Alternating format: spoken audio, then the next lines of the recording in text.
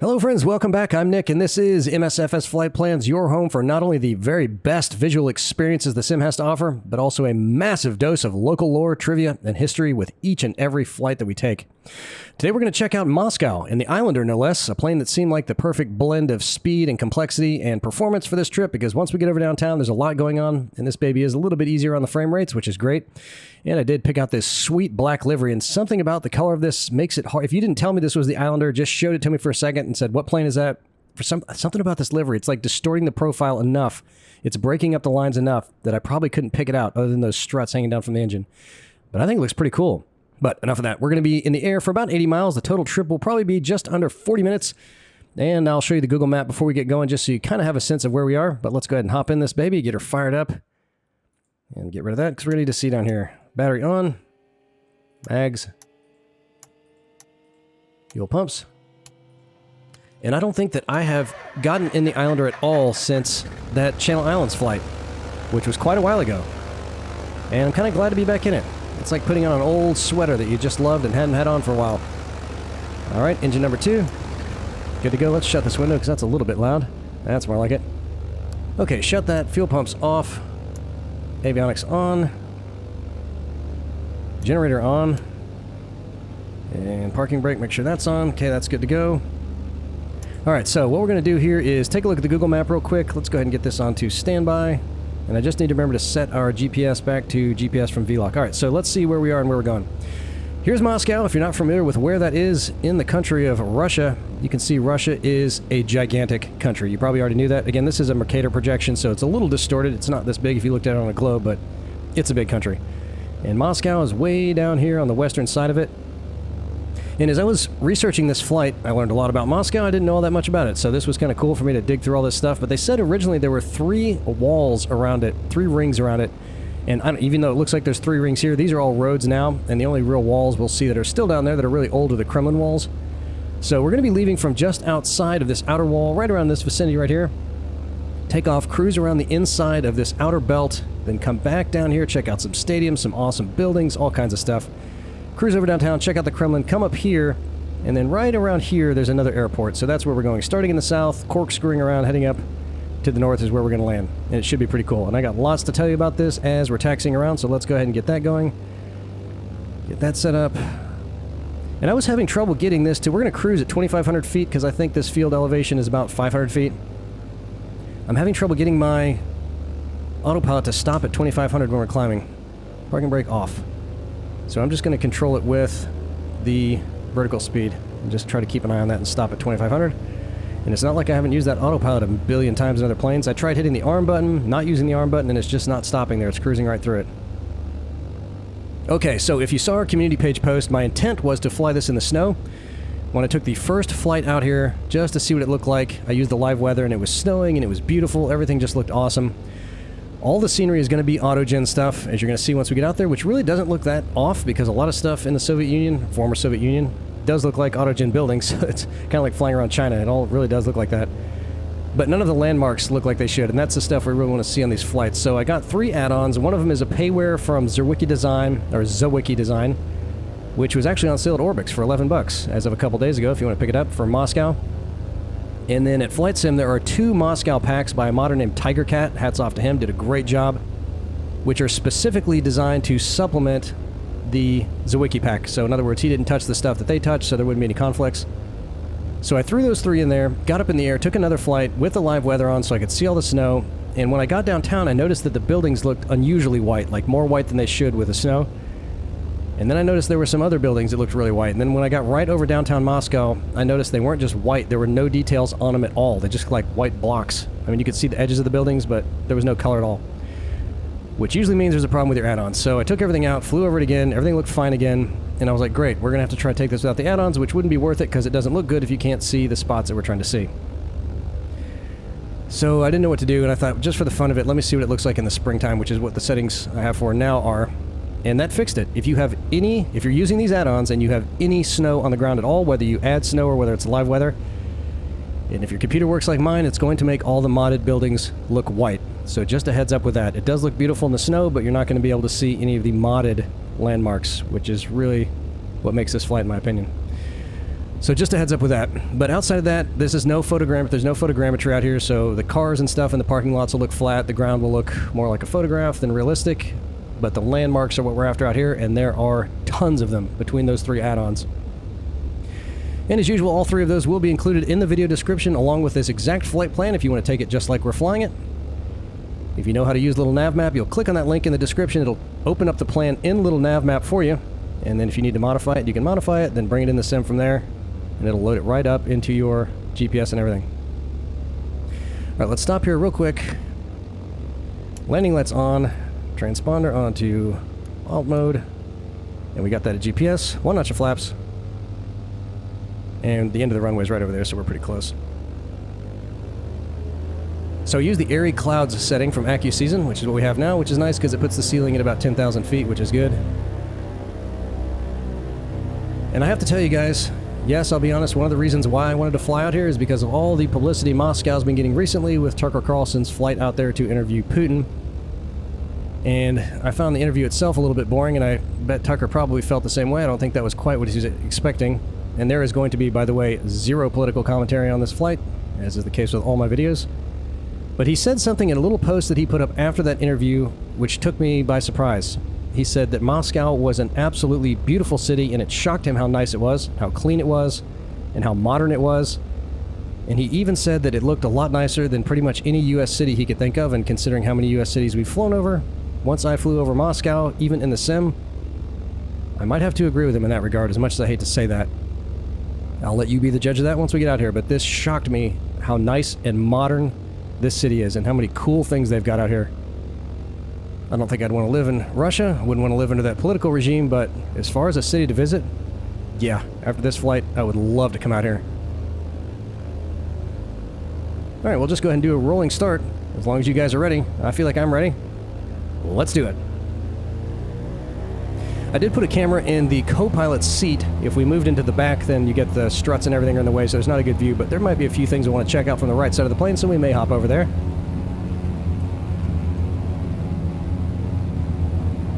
This airport that we're departing from is about 13 miles south of downtown. It's called Ostefievo, and the place we're landing from is about 13 miles on the other side of town to the north. Up we go.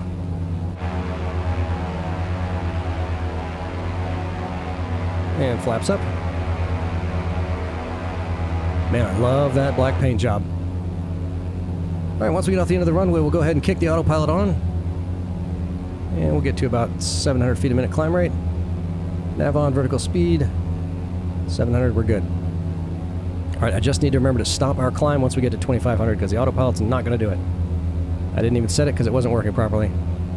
Okay, before I start telling you about this, let's get our props turned back down a little bit, keep us in the green with that. We'll pull our mixture back a little bit once we stop climbing. Pull the throttle back a little bit. Yeah, so you can see all the autogen buildings. Again, if you didn't know any better, and if you knew what most of the buildings, especially the apartment buildings in Russia, look like, that doesn't seem too far off. One thing you'll notice about this area, tons of power plants. Power plants everywhere. I've never seen so many power plants in one city. There's going to be one dead ahead of us. Let me see if I can look up over the glare shield so you can see it. No, not yet. You'll see it in just a minute. A lot of factories, a lot of parks, museums, a lot of beautiful, beautiful buildings all over the place. Just a great looking city. Alright, let's give it a little bit more juice while we're climbing here.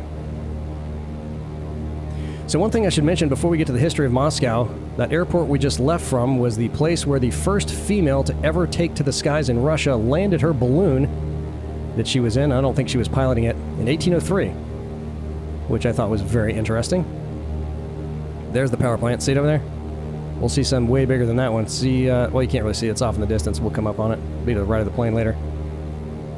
The human history of this area goes all the way back literally to the Stone Age, the Neolithic period to be more precise, with the first permanent settlers likely setting up shop in the Moscow vicinity around 950 AD, and the first historical mention of Moscow appears in 1147 in a written communication between two guys who were trying to establish a meeting with each other out here. And the name Moscow is likely derived from the Moskva River, which runs right through the center of town, and it's believed that the river's name comes from the pre-Slavic word Mostojoki, which means Black River. Alright, give it a little bit more RPM, till we come up on 2,500. We'll be good. And no one's really sure why people decided to settle out here. When we zoomed out on the map, I don't know if you noticed it or not, but this place isn't near any big oceans, not near any major river junctions, not at a big mountain pass where we typically find big cities developing. Not sure why they came out here, but come out here they did. And in 1156, they built a big timber fort roughly in the vicinity of where the Kremlin is now, which was burned to the ground during a Mongol invasion in the mid-1200s. And just for good measure, as those guys usually did, they killed everybody inside the fort. But people eventually did move back to the city, which became a vassal state of the Golden Horde, and the Russian ruler at the time was a real kiss-up, and he was paying lots and lots of extra tribute to the guys, so he kind of left them alone. And he let Moscow get really big, partially because he wanted to have a little bit of a frontier fort out here on his western frontier. That did come back to haunt him with the arrival of Ivan the Great, who threw off the shackles of the Mongol rule in 1480. And by the year 1500, the city had gotten up to 100,000 residents, which Wikipedia said made it one of the biggest cities in the world. And I'm going to go ahead and throw a yellow flag on that one because I had to look into that. Beijing in 1500 had around 1 million people, so this place was nowhere close to the biggest city in the world. And Ur in Iraq, which is in southern Iraq where it used to be anyway, had 100,000 people in 2100 BC. That's really big for back then. Alright, so just dialing in all of our controls here real quick, just so we don't have to fool with that. Alright, we got a few sites to check out. I'll get back to the history in just a little bit. But this one right here is the first one. You can tell it's a add-on because it doesn't look like a default building. And that one's called the Grand Palace at Taurocene, not to be confused with the Grand Kremlin Palace, which we'll see later. And they started building that place in the late 1700s as a summer residence for Catherine the Great, who came to power in 1762 after ousting her husband Peter III, who she apparently found much less attractive than many, many other men, and apparently he didn't find her all that attractive either. So they kind of broke things off and she took over. So down here there's a big fountain. You can see they got a beautiful little park there. And as this was nearing completion for old Catherine, she decided that she didn't like it all that much. And so she never moved into it, and they never finished it. And it sat there as a huge ruin for 2 centuries. And they didn't finally finish that until 2007. And apparently some of the locals weren't real thrilled with it. They liked having the ruins as a big landmark for Russia. But it does look nice now, for sure. And this next place has a name that is so long that I couldn't pronounce it, with lots and lots of consonants put together, and a lot of these Russian words are hard to say. I'm just going to call it the Blue Domed Church. And as you're going to see in a second when it comes into view right here, it really has that kind of classic Russian church architecture to it, but that thing's only 40 years old. And apparently the locals aren't real keen on that building either. I want to lean away from the mic so you can see it. I guess some foreigners moved in and built that, probably as a tourist trap of some kind, so they weren't real thrilled about all that kind of stuff.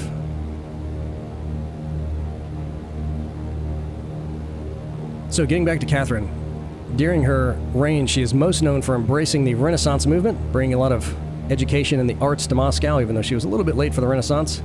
But better late than never, I guess, right? And in addition to that, she extended Russia's borders further than anyone had in the prior 200 years. So pretty big deal, especially for a woman ruler back then. Good on her. And the next really big historical event was the invasion of Moscow by Napoleon's army in 1812, when the U.S. was also dealing with some friction with Europeans. And as his army approached Moscow, the residents fled the city, heading over to St. Petersburg, burning the city behind them so that Napoleon couldn't use the city for provisions during the rapidly approaching winter, hoping that he wouldn't survive it, which he did, but his army didn't fare so well, so they had to retreat back down to the south. Something that Hitler probably should have paid attention to because he ran into the exact same thing during World War II, and that pretty much ended his conquest of Russia. This huge building we're going to see here in just a second is a mall, and they have a lot of huge malls out here too.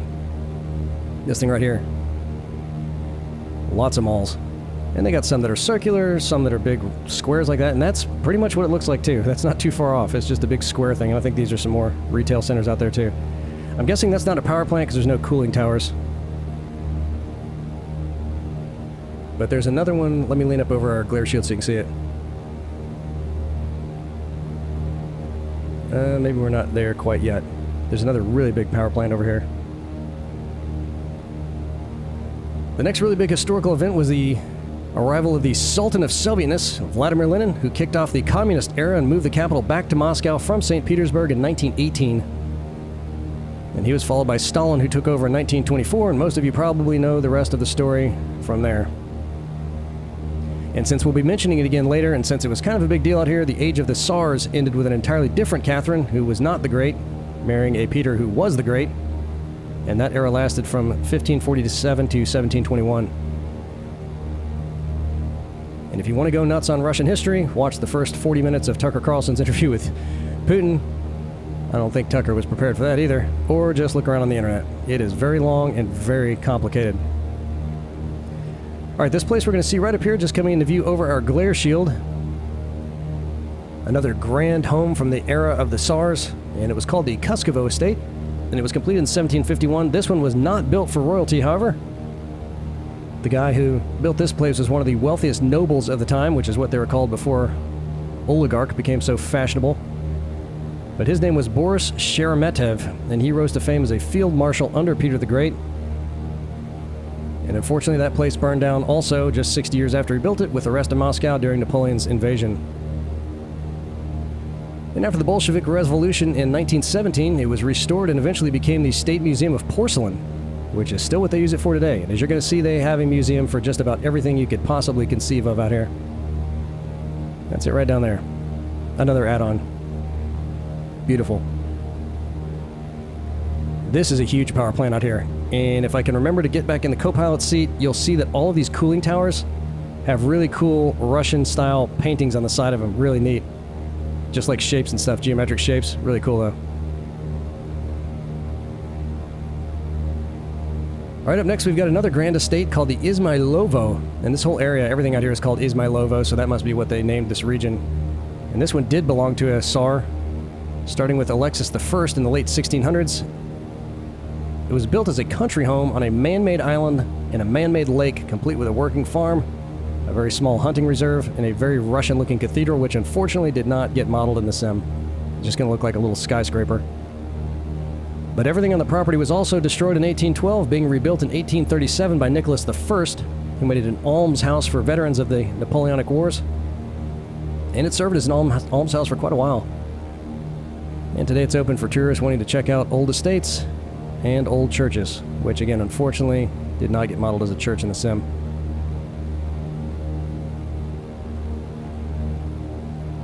And it's right up here. So this thing sticking up in the air, that's where the big church is, but it just looks like a little building, sadly. Alright, I'm going to lean up over, look at the, you can kind of see from here, see all the paintings on the side of those cooling towers? How cool is that? I'll give you a hint. It's very cool. Alright, unfortunately this next landmark also got overlooked by the modders. It's called the Izmailovo Stadium. It's going to be right here. And the most interesting thing about that is that Stalin built this to conceal a secret bunker he's building right about in this vicinity because he had heard, whether it's true or not we don't know, that the Luftwaffe was instructed by Hitler not to bomb any stadiums. And as you can see, it was a total half effort because they only built half a stadium. They stopped working on it as soon as the bunker was complete. And this thing here is called the RZD Arena. And that one is complete. And it opened in 2002 and is home to the Lokomotiv Moscow Football Club.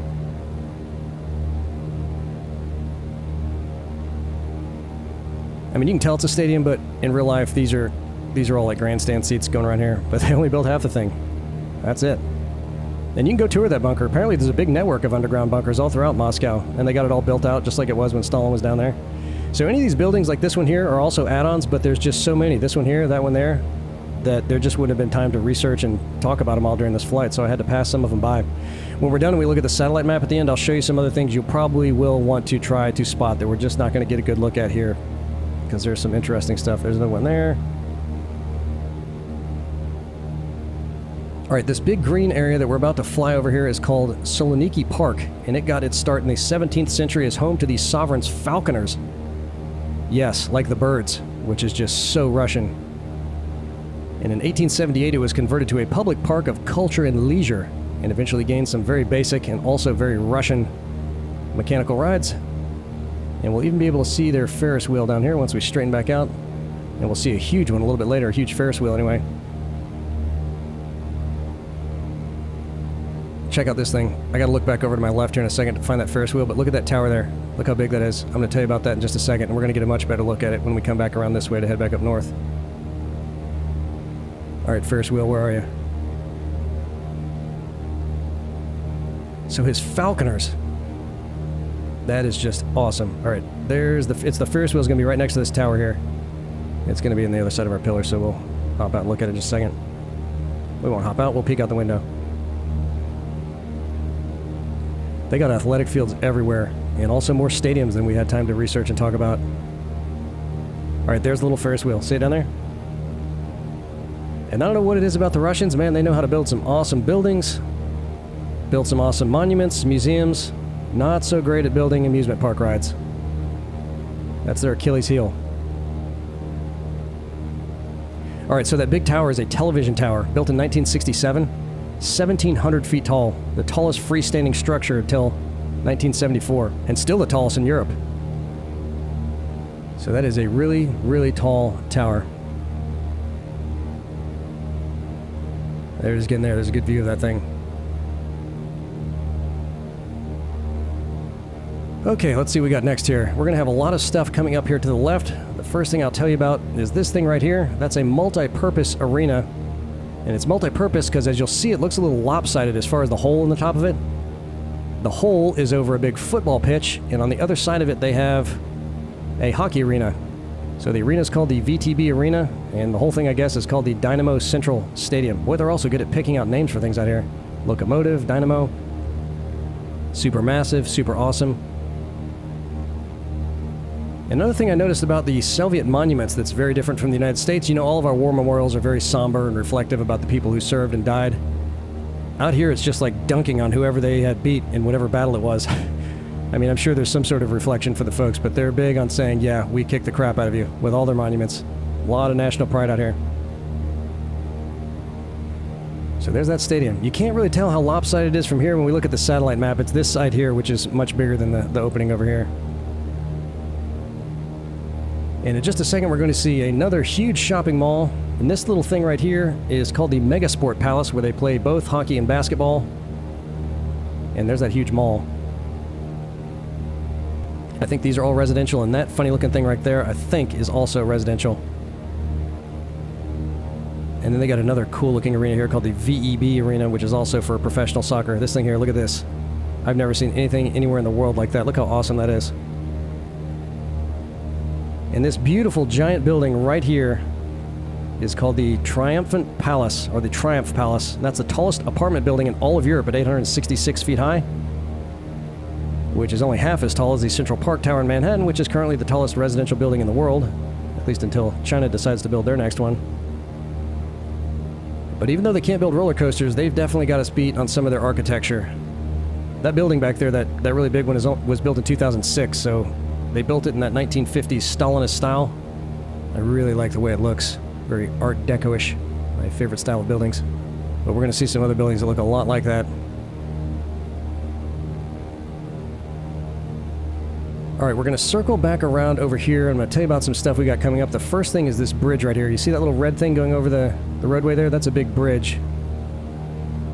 That's called the DRZEWIECKI Bridge. DRZEWIECKI, maybe?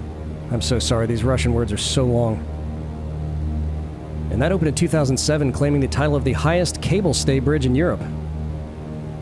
And right on the other side of the river, just a little bit further down from that, is a place called the Skazka Family Park, also filled to the brim with very primitive Russian rides. That's going to be right around this vicinity right here.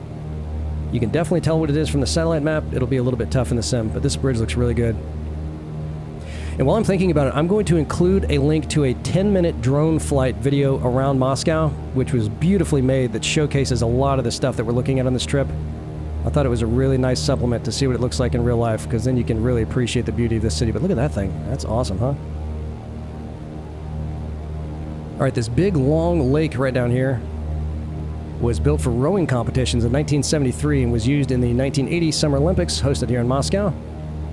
This seashell-shaped thing is an ice skating arena, and the next one down is a velodrome for indoor cycling, and they got a big tennis court right in the middle of that. And then this light brown thing over here is a big BMX dirt bike track, and they got a few of those in Moscow too. They got everything you want out here.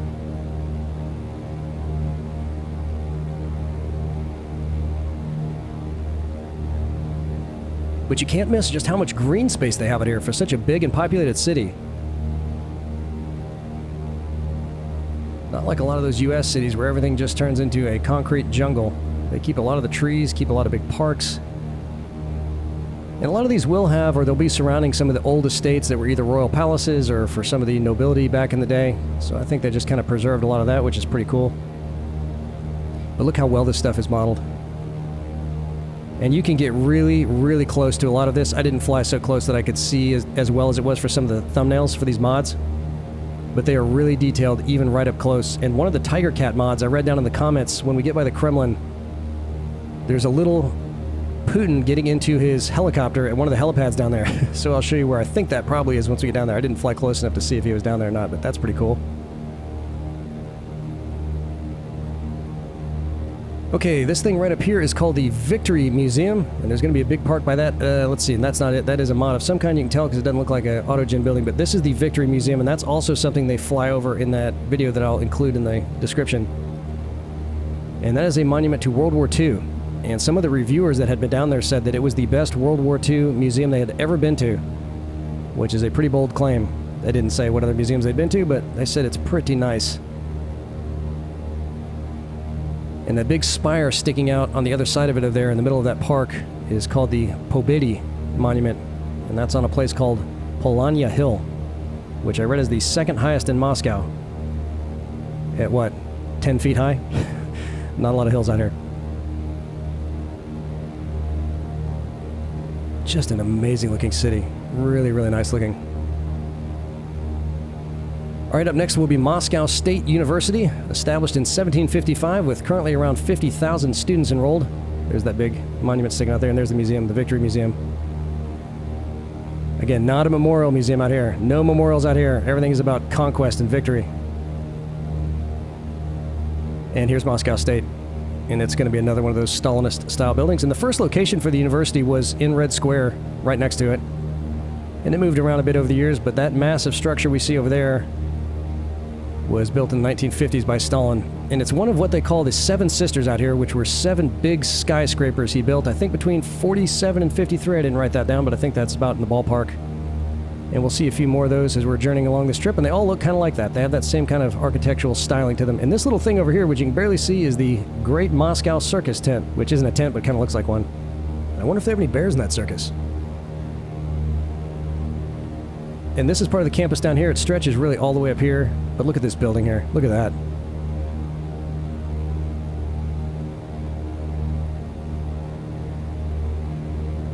Amazing. Golly. And this thing over here is called Luzhniki Stadium, which is formerly known as Central Lenin Stadium, opened in 1956, capacity of 81,000, making it the 9th largest in Europe. And on some of the thumbnails I saw at night too, you may want to try setting the sun on this flight because some of that stuff downtown looks pretty spectacular with the lights on it. Another huge power plant right in the middle of the city. Look at that. Well, you don't see that in the US either. They don't put our power plants in the middle of cities. And I didn't see any big coal piles either, so I don't know if all these are nuclear or what. They probably are. Those Russians are not afraid of nuclear power. In the time it takes us to debate building just one of those things, they could probably throw up 10 of those bad boys. Okay, so we're going to come up on a big intersection up here, and there's going to be right down by the river, we're going to see their Academy of Sciences building. And they've got a huge monument to Yuri Gagarin, who is, of course, the first human in space. So here's the Academy of Sciences building, and that monument to Yuri is also very well modeled. We won't be close enough to really fully appreciate it, but I'll show you where it is if you want to do a flyby and take a look on your trip. And you can see these bridges up here look fantastic.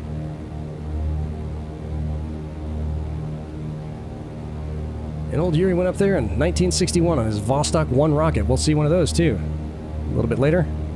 And I didn't realize he died when he was only 34 years old. He died in a routine training flight in a MiG-15, along with his co-pilot. So there's the Academy of Sciences building, and this is the Yuri Monument. That thing's sticking up right there. And there's a big bust of him up on the top of it. And if you get close, it looks really good.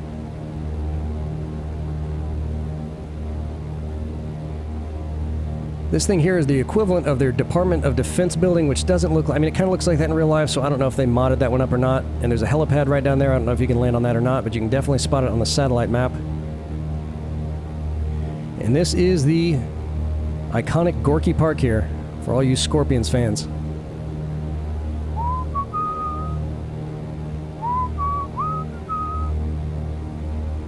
This funny looking thing right here that looks like a big metal Christmas tree is called the Shukov Tower. And that was completed in 1922 amidst the Russian Civil War. Lenin originally wanted it to be 50 feet taller than the Eiffel Tower, just to teach the French a lesson. But they were a little bit tight on supplies during all that, so it only got to half that height at about 525 feet today. Alright, right down here we're going to see a huge monument to Peter the Great. It was built in 1997 to commemorate 300 years of Russian naval power, and you gotta take a look at that thing from the ground. It is just absolutely incredible. This is it right here.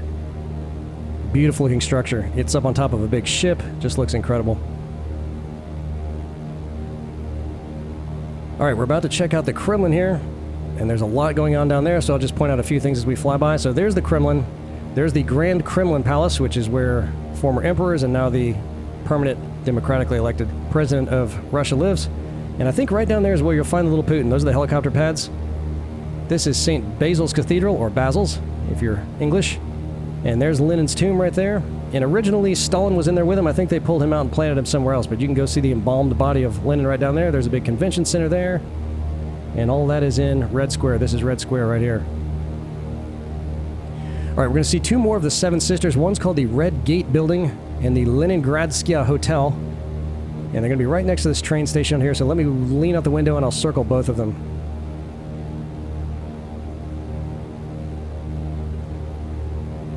So this is the Red Gate Building, and then this is the Leningradsky Hotel. This is one of 9 huge train stations they have here in Moscow. And it looks beautiful, as you can see, and is very well modeled. Even the trains are. Look at that. This here, too, looks fantastic. All right, we're going to fly past Sokolniki Park again, which is where the falconing was going on, right here to our left as we get ourselves set up for my favorite part of this tour. We're about to see something called the VDNKh, which is the abbreviation for a bunch of very long Russian words that mean Exhibition of the Achievements of the National Economy. And you can think of this place like the National Mall, the Smithsonian Complexes, and Epcot Center all wrapped into one humongous park. They're going to have museums dedicated to literally everything you can imagine down there. Robots, atomic energy, geology, air and space travel, farming, transportation, electrification, an aquarium, and my favorite of them all, the Museum of Soviet Arcade Games, which appears to be the biggest of all of them, proving that at the end of the day, most of us are just like the rest of us most of the time. But this place is beautiful and really well made. And there's more museums than that too, I just couldn't translate the Russian. Everything you'd want down there. And we'll also see a huge Ferris wheel out here. So as we come up on it, down to the right of the main thoroughfare that gets in there, there's a huge statue that's called the Worker and Kolkhoz Woman statue, and it's a man and a woman. The man's holding up a big hammer and the woman's holding up a big sickle. And right across from that will be a big kind of triangle-shaped spire that is the Museum of Cosmonautics, and this is one of the ones that at night has 4 big spotlights shining up on it. Probably looks really, really cool. I'll show you where that is if you want to turn the sun down and check that out.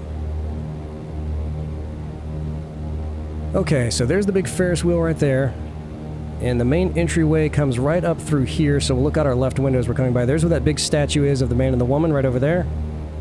And this big long building right here is the Museum of Soviet Arcades. Awesome. And then here is the Museum of Cosmonautics right there. So at night, if the thumbnails are accurate, they got 4 big spotlights going up there, which probably just looks awesome. There's that huge radio or television tower again. So there's the main entrance there. You come up the main alleyway here going through it. And that was a big museum of Russian history of some kind. And all of these little buildings surrounding it are dedicated to either different aspects of the Soviet economy or different Soviet states. And you see that right there? That looks an awful lot like the U.S. space shuttle. They built that thing. That's a replica of it. The actual one was crushed during a collapse of the hangar in 2002, but they built that one in '88. And it's probably not an accident that it looks very much like the U.S. space shuttle.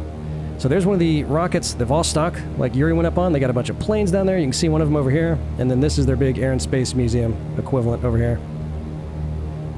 Very cool place, huh? Well, look at that building. That's awfully blue, isn't it? And another power plant over there in the distance. Look how big that one is. Man, they got cooling towers everywhere. But if you look at that video, that drone flight video, which again you got to check out, really cool. A lot of lights at night in this city. Probably need a lot of juice to power all that stuff. Okay, so up next we're going to come across a little body of water, and on this side of it we'll see a neat little building called the North River Terminal on the western side of Terminal Park. It's going to be right up here. And that was built in 1937 as one of 2 passenger terminals for traffic along the Moskva River. But I should note that this is not the Moskva River that it's sitting on. There's a little canal south of this that links up to the river about 3 miles from where we're going to see this place. But it's also an add-on. It looks really good. Well, now I'm curious about that blue building because that is very blue. It should be red for something in Russia. But blue is one of their colors too, so I think probably get away with it. Alright, on the other side of this river, once we get over there, there's something called a maritime museum. That might be an abbreviation for what it means in Russian because it also had a really long name to it. But next to it, they've got an old hovercraft, an old submarine, and a very uniquely Soviet seaplane. We will be able to see the submarine and the plane. Unfortunately, we won't be able to see the hovercraft, which really just looks like a hovercraft in real life. I'll show you that on the satellite map at the end. Okay, so let me see where the terminal building is going to be. It's going to be right along the water right up here, and I don't think we're going to miss it because I remember it was easy to spot. The plane and the sub are going to be right about here, and I think this is going to be the terminal building here. So the sub is from the 1980s, and that's about all I could glean about that thing, and the hovercraft isn't all that interesting, but we can't see it anyway. But the plane is an A-90 Orleanok. And even though it can get up to around 10,000 feet, if it had to, it was designed to fly just a few meters over the water to evade radar, and it was powered by the most powerful turboprop ever made, which had a counter-rotating blade system stuck on the front of the vertical stabilizer. And in addition to that, so there's a terminal building right there, it had 2 big turbo fans pointing down from the front of the nose. Unmistakably Soviet-looking. Okay, so there's the plane right there, and then here's the submarine parked right here next to it. I'll look out the window so you can get a good look at that plane. And they didn't make too many of those planes as far as I could tell, and the design was completely retired in 1993, and that one was made for amphibious landings. Look at that thing. So the big turboprop was right here on the end of it, forward facing, and the sub is, you can just barely see it right there, and the hovercraft's over here, but you can't see it. They had an even larger plane like that they were building in the late 60s before they built that one, dubbed the Caspian Sea Monster. It was just a prototype, but that one was powered by 8 jet engines, and they only built one, which wrecked. But when it was completed in 1966, it was the largest aircraft in the world at the time. And if you want to see one of those in person, you can find the thing still beached along the shore of the Caspian Sea. And if you ever watch Mysteries of the Abandoned, I'm not sure what channel that comes on, I think I find it on Netflix or Hulu, they go and take a look at that thing, and it's just sitting there rotting away. Alright, so I need to get back down to 1,500 feet because we're coming up on our airport now, so we'll start descending. Go ahead and pull our throttle down some. And I never adjusted our mixture, that's fine. We didn't even hit 3,000 feet. We got plenty of fuel. I can handle foul plugs. My dad used to tell me stories about he was in the Navy during Vietnam. He was on a submarine, and he was on a missile-carrying submarine, so their fear was always being tracked by the Soviet subs, and he said they had quite a few harrowing moments because they were always tracking them and following them around. And he said whenever they got out in the open water where they knew there would be subs, they had to always be really, really quiet. The ship could not make any noises inside or out. And I said, was it tough to find out if you were being tracked or not? And he said, no, it wasn't tough at all because the Soviet subs were so loud that it sounded like a big paddle wheel steamer just pushing itself through the water. That's just perfect. So I guess back then they hadn't really mastered the propellers designs that kept the US subs quieter. Alright, so we're already almost at 1,500 feet, and then we'll flatten out, just cruise on into the airport here.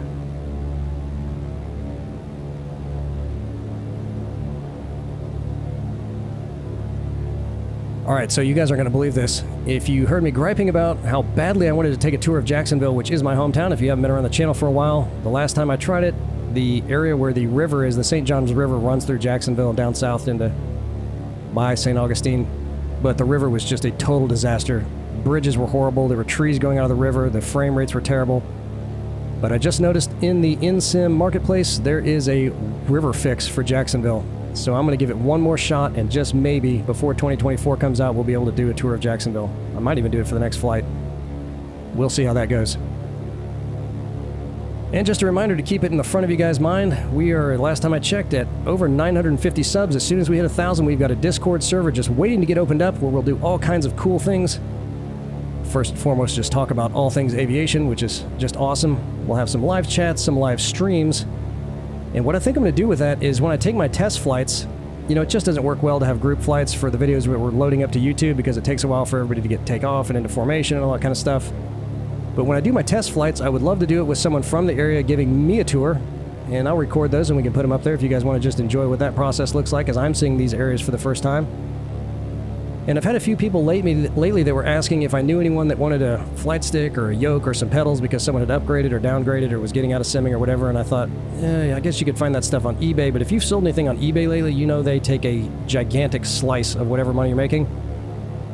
So I thought, well, it would be really cool to kind of have like a little swap meet page for people that are looking specifically for simming gear where someone could sell it to them at a great price because they don't have to factor in the take that eBay is going to pull out of that. So we'll maybe have a little place for a classified section on there for guys looking for gear.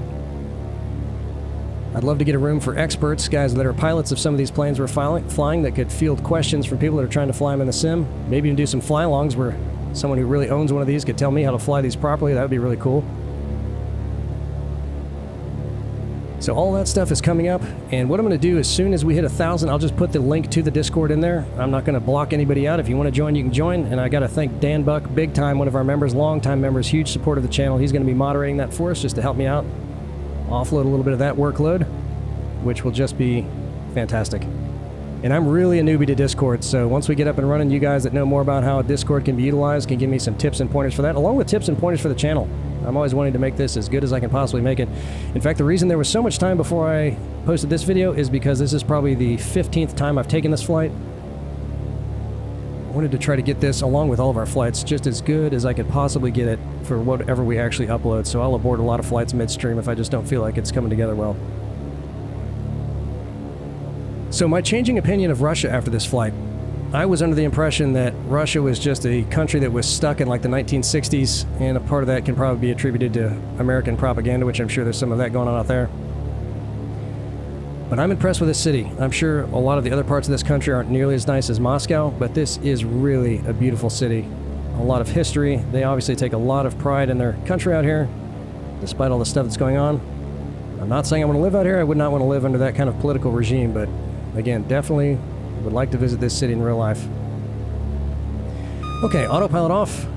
We'll go ahead and throw in one notch of flaps. And we'll come on down, then we'll check out that satellite map, because there's some stuff I want to show you guys. You better get a better view of it. And I think there are some add-ons for this airport, and probably even the one that we left from, but again, because I was concerned about frame rate issues, I just left those out, because we're not flying around to look at airports. We're looking at all the other landmarks that are out there. All right, let's slow down some more. Go ahead and give it full props. And I think right off to the right, if we can hit that first taxiway, there's a little GA parking area, so we'll pull right over there. So as far as what's coming up, really the only thing I'm certain that I want to try to do is if I can get the St. Johns River to look well, I will do a St. Augustine and Jacksonville, Northeast Florida tour, because we do have some interesting stuff to look at. If it can be seen properly in the sim, we'll have to see if that works out or not. Other than that, I have a few places I want to check out, quite a few I want to check out, but I'm always open to suggestions from anyone. And one more thing I want to mention about that Discord server, and one of the things I would like to do to try to encourage you guys to submit more potential flights for us, and I mentioned this on that Norway flight. A lot of times someone will recommend a place, and I fly over every single one of the recommendations I get, but not all of them meet all of the criteria that I prefer. You know, I've only got so much time to upload flights on this channel. But to encourage you guys to try to submit the best flight plans you can. Once we get the Discord server open, I think I'm going to do a quarterly competition where we will, as a community, vote for the best non-posted flight plans out there. If you guys want to try flying anything else that's uploaded to Discord. And whoever wins that, I'll throw out a little gift card to Steam or Orbix or Sim Market, wherever you guys want. Just to try to get everybody involved in this incredibly fun process we've got out here. Alright, I think we're going to hit that first taxiway. That works out really well. Alright, flaps up. And let's see where we at. I forgot to put my landing lights on. That's okay. That's why it's a sim and not real life. That's right up here. Okay, no problem. We'll turn our taxi lights on, though, just to be good stewards of everybody's eyeballs. Okay, let's see. It's right here. All right, here we go. And last time I was out here, they even had some guys waiting there to park me. And I'm kind of wondering if they just throw up some guys to help you park in the general vicinity you're heading to, because I thought it was, considering how many parking spots are out there, that they just happened to be at a place that I was directing myself towards. So I'm curious about that. If you guys know, will they just put some guys to park you in an area where you're heading, or will they put them in a specific spot hoping that you'll go out there? Alright, so they're over here. I think they're by that truck over there. Let's cruise over there. Yeah, when we took that Channel Islands flight, I was kind of throwing a little shade at the old Islander here. It's not the best for interior modeling. But now that I'm back in it again, there's something about this I just like flying, which probably explains why so many people consistently vote this in the top 20 on that MSFS Addons poll that they put up every couple weeks. It's a neat plane, fun to fly. It's kind of a utility plane. Can do a lot of stuff. Alright, I don't see the guys unless they're standing on the other side of the truck, so I'm just going to pull right over here and park. Oh yeah, they're over there. I'm not going to drive all the way over there. I'll just park right in front of this light. We got a satellite map to examine.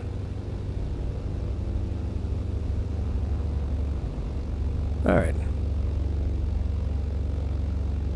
Okay, so parking brake on. And we'll kick the mags off. Kill the mixture. Prop. And the battery. Alright, and why not open the door? Can we open the door on this thing? Maybe not. We'll open the window. How's that? Alright. Okay, so let's take a look at a little NavMap here. So again, just to reiterate how remote this is and how much of a quandary it is that they would build such a big city so far away from... So this is about 370 miles. This is the closest body of water that would link up with the ocean. This eventually hooks up with the Mediterranean if you follow that all the way around. But definitely way, way out here. All right, so here's the airport that we left from, and this thing was kind of a curiosity to me. At first I thought that looked like a testing facility of some kind, but it's just a road they got going around a residential area out here. Kind of unique looking, isn't it?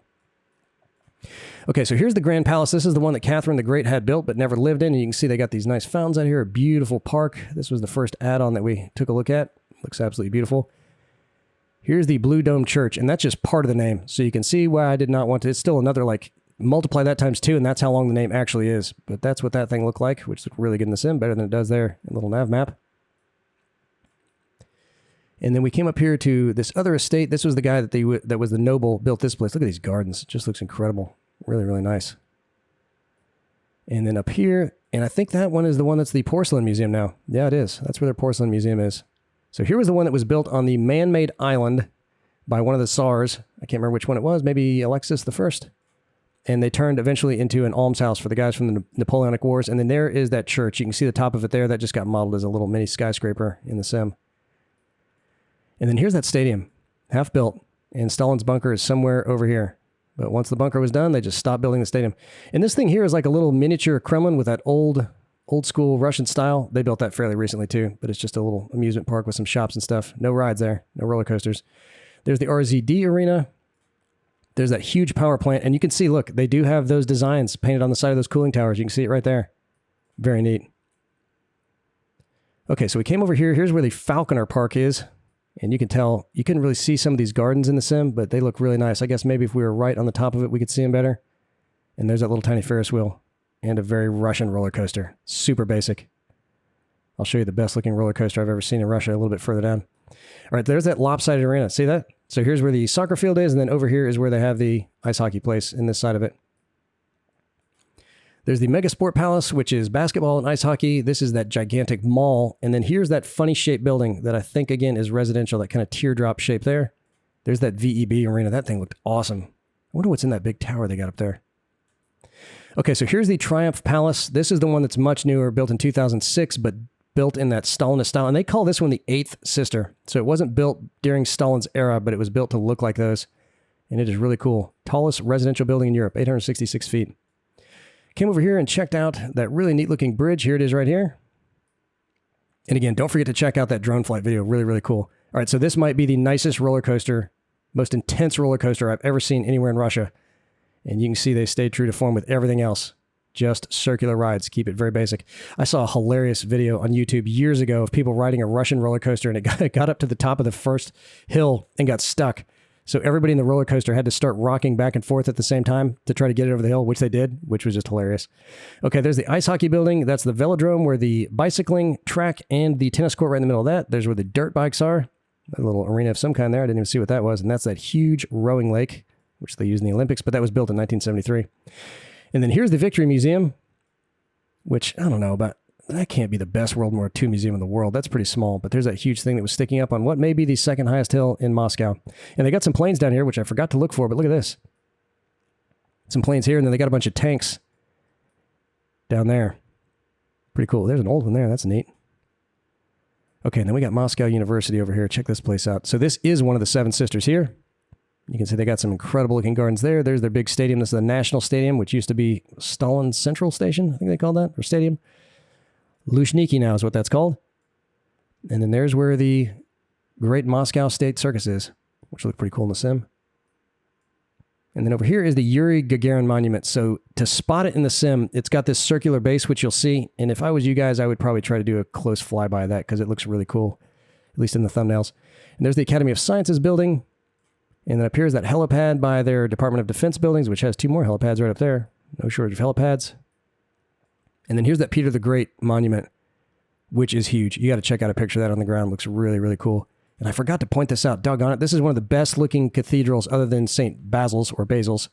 This is Cathedral of Christ the Savior, which looks awesome in the sim. I just forgot to point it out. It looks really, really good. They modeled it perfectly.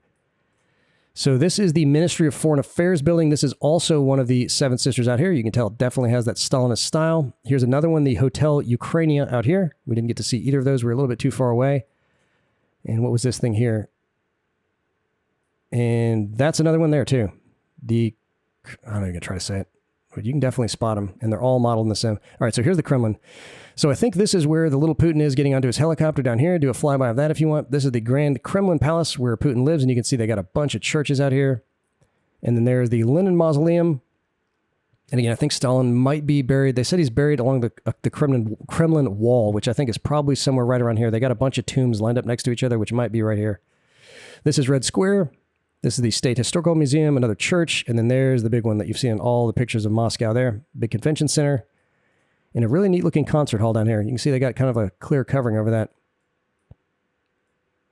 Another one of the Seven Sisters here. This one is called the... again, it's too long. I'm not even going to try to say it.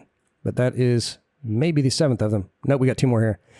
I don't know if you saw this over here. It wasn't modeled real well in the sim, but you could tell it is semicircular. That's a big hospital they got here. And this is the Red Gate skyscraper right here. Called that because it's near the Red Gate going down towards the Kremlin. And this is the Leningradskia Hotel, which rounds out the Seven Sisters. And here's the train station, which also looks really good. If you look at it from the ground right here, they got some really neat architecture over here, but that area looked phenomenal too. Okay, and then we came up to my favorite part over here. What was this? Okay, that's what we saw coming over there. Here is where their equivalent of Epcot Center is. And there's that huge TV tower, by the way, if you want to see it, which you won't miss as you're flying around, so I'm not going to point that out to you. So here's the Museum of Cosmonautics out here, and then here's the grand entranceway to that, and then here's where the statue of the man and the woman with the hammer and the sickle are right over there. And as you come in here, so this is the robotics building. I named all of these that I could determine what they were. Atomic Energy Building here, and then there's the Museum of Soviet Arcade Games. Awesome. That's so incredible. Farming, their aquarium is right here. Not much fanfare with that place, but there's that shuttle. Looks identical to the U.S. Space Shuttle. Yeah, they didn't steal that. Transportation building, geology, and then here's their space pavilion where they have all their cool other space stuff. Not sure what's in there, but I'd like to check that out from the ground. And there's the Vostok rocket, a model of the one that Yuri rode up on. And then we came out here to the terminal building, which was right down here. Looked beautiful in the sim. And now they're obviously redoing this, but on the Google map, this is a big park here, so they must have been redoing the sod or something. There's that hovercraft, which you couldn't see in the sim. There's that plane, that crazy looking plane. And then there's the sub. And then we came on in for our approach. And that's it. What else do we have out here? I bookmarked a few more things just in case we flew out here some more motocross stuff. This is their big military cemetery, which just looks beautiful. We didn't fly out there, but I bet that looks great in the sim too. Well, maybe not. If they didn't model it, wouldn't, because it would just look like a flat photograph. And then right out here, initially I took off from this airport. There is a gigantic satellite dish. See that right there? That's modeled in the sim. So if you take off from this airport and fly down there, you can see that sticking up. I could not miss that. I was like, what is that thing? It's a huge radio dish. And that's it. That's Moscow, guys. awesome, awesome flight. Look forward to the Jacksonville flight next if I get it to work. If not, you guys let me know where you want to fly. Had an absolute blast, learned more than I could have ever imagined before this flight, and I can't wait to see y'all again in the skies. Later.